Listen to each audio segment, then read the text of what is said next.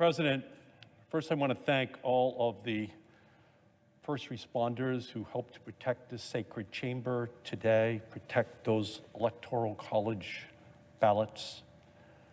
Today is a special day. On a day when some 2,500 or more Americans will lose their lives to the coronavirus, when another 130,000 will be hospitalized with it, when hundreds of small businesses will close their doors and put thousands of Americans out of work. On this day, the United States Senate is not debating how to get more life-saving vaccines into Americans' arms or how to put 2,000 badly needed dollars into their pockets. No, instead, we are using the first days of the new Senate and Congress to give time to our radical Republican colleagues' baseless and damaging claims of election fraud, all in an attempt to keep Donald Trump in office in violation of the United States Constitution. There's a word for this. It's called sedition. All these unfounded objections to state electors are seditious. They are nothing short of an insurrection against the established order of the United States Constitution and our democratic republic. This is an historically shameful day for the Senate and for our country. To be clear, the notion that there are any meaningful voter fraud that has been identified in the 2020 presidential election is a dangerous, anti-democratic, treasonous fiction. Joe Biden won, Donald Trump lost, period. But that hasn't stopped the president and his supporters from making allegations of voter fraud in some 60 legal challenges across the country, heard by some 90 judges, including Trump judicial appointees. Not one of these challenges succeeded, not one. And despite this reality, my radical Republican colleagues claim we must have a commission to investigate the fraud. Well, we do know one of the most undeniable instances of substantial and significant election fraud ever. We even have a recording and a transcript of it. It's President Trump talking like a mafia boss to the Georgia Secretary of State, a Republican no less, pressuring and threatening him to fix the election in Trump's favor and holding out the prospect of criminal prosecution if he doesn't.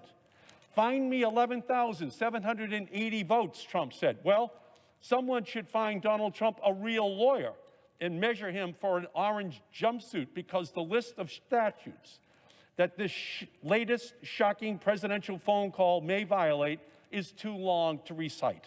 The president's words on that phone call, indeed his conduct since the election, demand a serious response, one much more serious than the sham before us today. First, federal and state law enforcement authorities should investigate Donald Trump for election fraud, extortion, conspiracy, and whatever other charges fit the bill. And if warranted, indict and try him for any crimes he has committed. Second, we must recognize that Donald Trump is and will remain a danger to our Constitution and our democracy. So while time is certainly limited, we should impeach Trump again and bar him from holding office in the future. And finally, we should abolish the Electoral College. It is a vestige of a racist Jim Crow America, and we have outgrown it. Every person's vote in every state should count just the same. One person, one vote. Election fraud and reform are very serious issues. Election reform absolutely should be debated in Congress, which is why instead of today's kabuki theater, I invite my Republican colleagues to stand up and say, yes, we need to protect and expand voting rights and election security.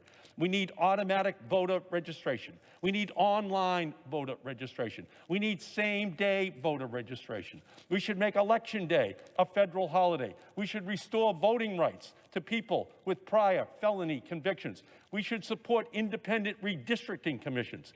Let's spend our time on the floor debating that, debating how to reduce the influence of big money in our political system, to slow the revolving door between government officials and lobbyists, to stop gerrymandering and voter suppression.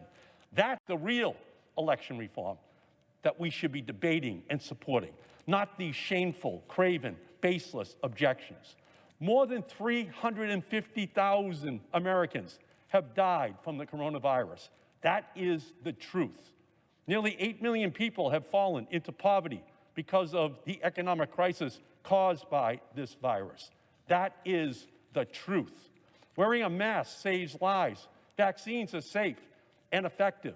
That is the truth. Joe Biden won. Donald Trump lost. That is the truth. I urge all my Senate colleagues to vote against these objections, affirm our democracy, and recognize that Joe Biden and Kamala Harris will rightfully be sworn in on January 20th as the President and Vice President of the United States.